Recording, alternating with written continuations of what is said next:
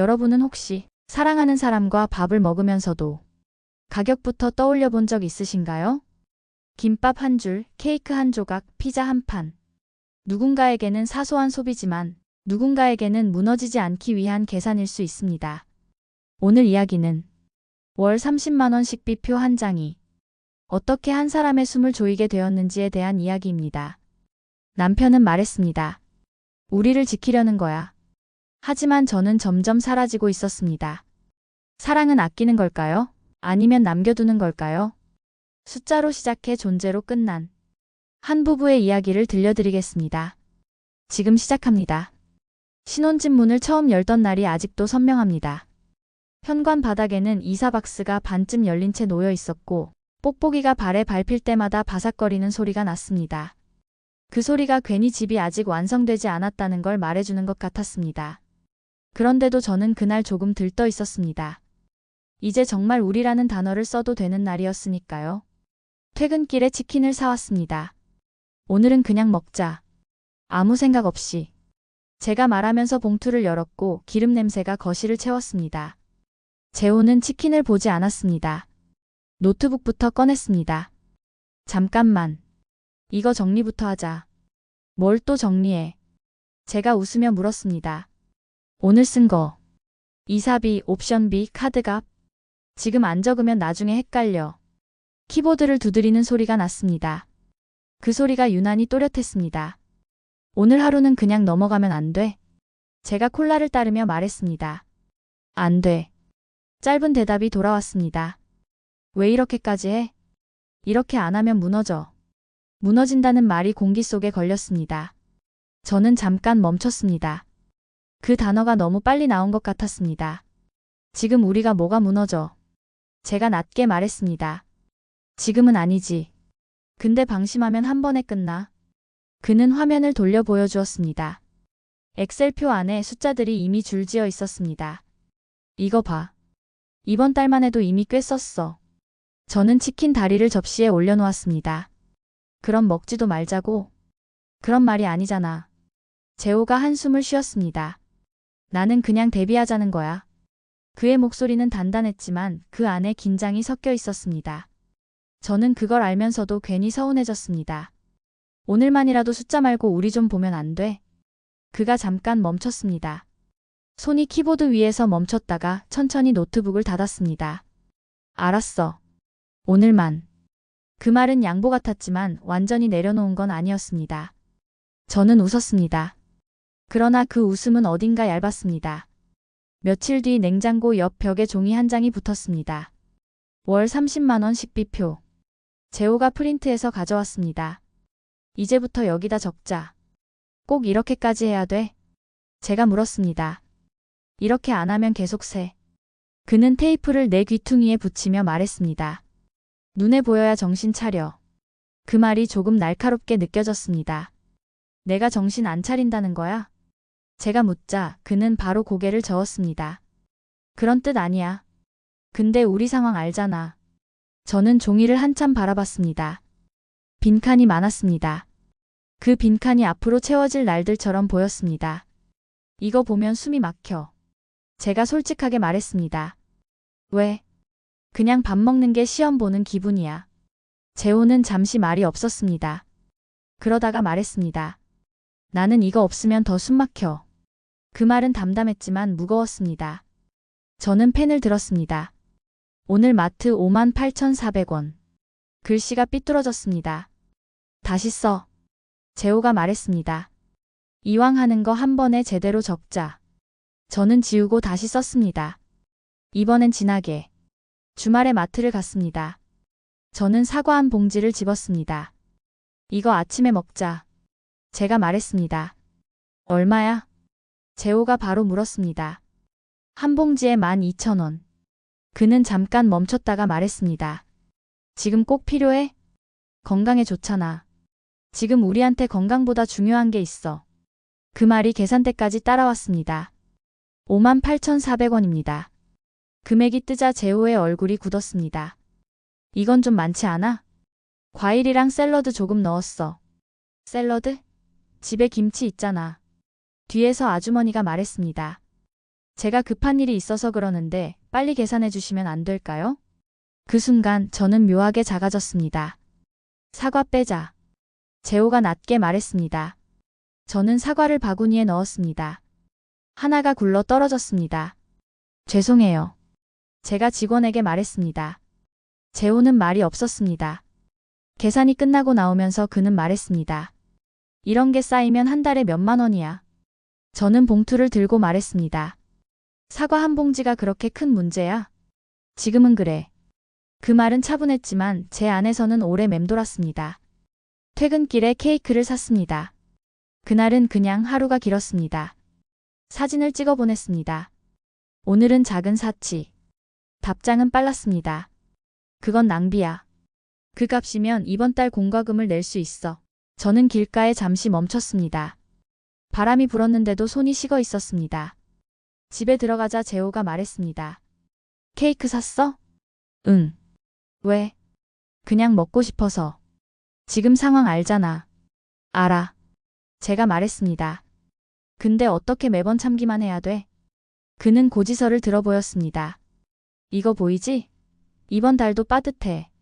저는 케이크 상자를 내려놓았습니다. 포크를 들었다가 멈췄습니다. 됐어. 제가 말했습니다. 저는 케이크를 쓰레기통에 넣었습니다. 비닐이 구겨지는 소리가 났습니다. 너무 예민한 거 아니야? 재호가 말했습니다. 저는 잠시 멈췄다가 말했습니다. 예민한 게 아니라 그냥 나도 사람이라서. 그 말은 작았지만 분명했습니다.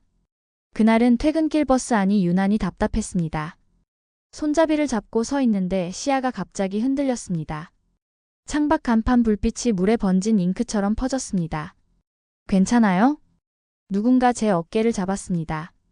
저는 대답하려 했지만 목소리가 나오지 않았습니다. 다리가 힘을 잃었습니다. 눈을 떴을 때는 응급실이었습니다. 천장 조명이 하얗게 번져 있었고 링거 방울이 일정하게 떨어지는 소리가 들렸습니다. 영양 불균형입니다. 의사가 말했습니다. 최근에 식사량이 많이 줄었나요? 저는 입을 열었습니다. 제가. 그런데 재호가 먼저 말했습니다. 원래 빈혈이 좀 있어요. 어릴 때부터. 의사가 고개를 저었습니다. 이 정도면 체질 문제가 아닙니다. 스트레스도 있고 절식이 겹친 것 같습니다. 절식이라는 단어가 귀에 남았습니다. 절식은 아니고요. 재호가 말했습니다. 그냥 관리 차원에서. 관리? 의사가 되물었습니다. 식사를 줄이는 게 관리가 되진 않습니다. 저는 그 둘 사이에서 가만히 누워 있었습니다. 제 이야기가 아닌데 제 이야기인 상황이었습니다. 의사가 저를 보며 말했습니다. 규칙적으로 드셔야 합니다. 지금은 몸이 먼저입니다. 재호가 고개를 끄덕였습니다. 네. 그렇게 할게요. 그 할게요가 묘하게 멀게 느껴졌습니다. 마치 제 몸이 아니라 가계부를 정리하는 약속처럼 들렸습니다. 집으로 돌아오는 길 재호가 말했습니다. 봐. 이러니까 관리가 필요하다는 거야. 저는 창밖을 보며 말했습니다. 나 아픈 거였어. 그러니까 더 조심해야지. 그 말은 틀리지 않았지만 어딘가 빗나가 있었습니다. 며칠 뒤 뉴스에서 금리 인상 이야기가 나왔습니다. 재호는 리모컨을 들고 볼륨을 올렸습니다. 가계부채 위험이 커지고 있습니다. 앵커의 목소리가 또렷했습니다. 봐. 재호가 말했습니다. 이건 남 얘기 아니야. 알아. 제가 말했습니다. 조금만 삐끗하면 우리도 힘들어. 그는 휴대폰 화면을 보여주었습니다. 대출 금리 변동 안내 문자였습니다. 그래서 이번 달부터 식비 30에서 25로 줄이자. 저는 냉장고 옆으로 걸어갔습니다. 32에 선을 그었습니다.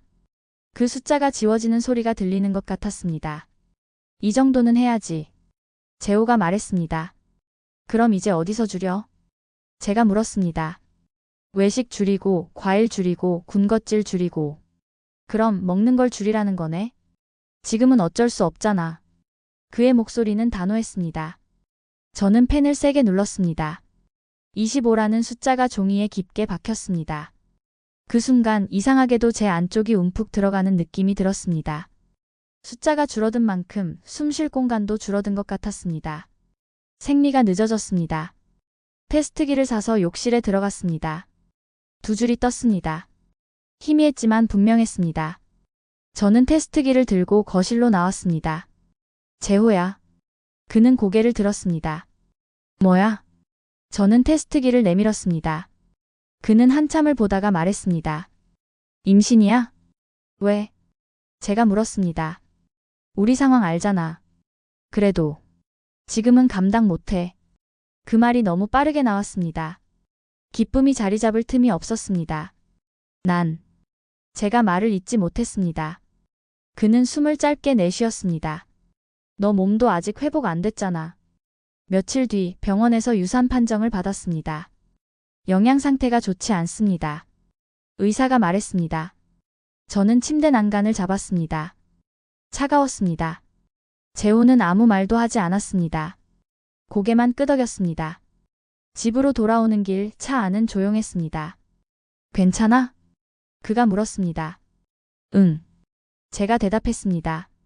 괜찮다는 말이 허공에 떠 있었습니다. 잡히지 않았습니다. 친구 부부와 식사를 했습니다. 식당은 밝았고 고기 굽는 냄새가 가득했습니다. 우린 먹는 건 안 건드려. 친구가 웃으며 말했습니다. 그거 건드리면 싸움 나. 친구 아내가 말했습니다. 맞아. 나는 먹는 게 제일 중요해. 재호는 집게를 들고 고기를 뒤집었습니다. 요즘 물가 장난 아니잖아. 친구가 웃었습니다. 그래도 먹는 건 먹어야지. 그 말이 가볍게 던져졌는데 제 안에서는 오래 머물렀습니다. 현정아, 너 살 너무 빠졌어. 친구가 말했습니다. 그런가? 제가 웃으며 말했습니다. 잘 챙겨 먹어야지. 친구 아내가 말했습니다. 저는 물을 마셨습니다. 목이 따끔했습니다. 집으로 돌아오는 길 재호가 말했습니다. 괜히 비교하지 마. 비교 안 했어. 제가 대답했습니다. 그냥 우리 상황이 다른 거야. 그 말이 맞는 말이었지만 어딘가 설명처럼 들렸습니다. 그날은 정말 아무 일도 아니었습니다. 그냥 퇴근이 늦었고 집에 들어왔을 때 냉장고 안이 텅 비어 보였을 뿐입니다. 그런데 이상하게도 그날은 더는 밥을 계산하고 싶지 않았습니다. 배달 앱을 열었습니다. 화면에 메뉴 사진이 지나갔고 피자 사진이 멈춰섰습니다. 치즈가 길게 늘어진 사진이었고 그 장면이 유난히 선명했습니다. 결제 완료라는 문구가 뜨는 순간 가슴 안쪽이 묘하게 떨렸습니다. 겁이 난 건지 안도한 건지 분간이 가지 않았습니다. 초인종이 울렸습니다. 문을 열자 기사분이 말했습니다. 맛있게 드세요. 그 말이 왜 그렇게 어색하게 들렸는지 모르겠습니다. 식탁 위에 피자 박스를 올려놓았습니다. 박스 안에서 따뜻한 김이 올라왔습니다. 치즈가 보글보글 끓고 있었고 토핑이 반짝였습니다. 재호는 방에서 나와 그 장면을 봤습니다. 그리고 본능처럼 냉장고 옆 벽을 먼저 쳐다봤습니다. 식비표였습니다. 이거 뭐야? 짧은 질문이었지만 이미 답을 알고 있는 사람의 목소리였습니다. 피자. 제가 말했습니다. 왜 시켰어? 먹고 싶어서. 이번 달 식비 꽉 찬 거 알잖아. 알아. 알면 왜? 그의 말끝이 조금 날카로워졌습니다. 저는 박스를 열어 한 조각을 집었습니다. 치즈가 길게 늘어났습니다. 피자 한 판이 그렇게 큰일이야? 큰일이지. 그는 바로 말했습니다. 지금은 한 판이지만 이게 계속되면 그게 문제야. 계속이 아니라 그냥 오늘이야. 오늘이 쌓이는 거라니까. 그 말이 또 나왔습니다. 쌓인다, 무너진다, 관리해야 한다. 나 지금 배고파. 제가 말했습니다. 나도 배고파. 그가 대답했습니다. 근데 참는 거야.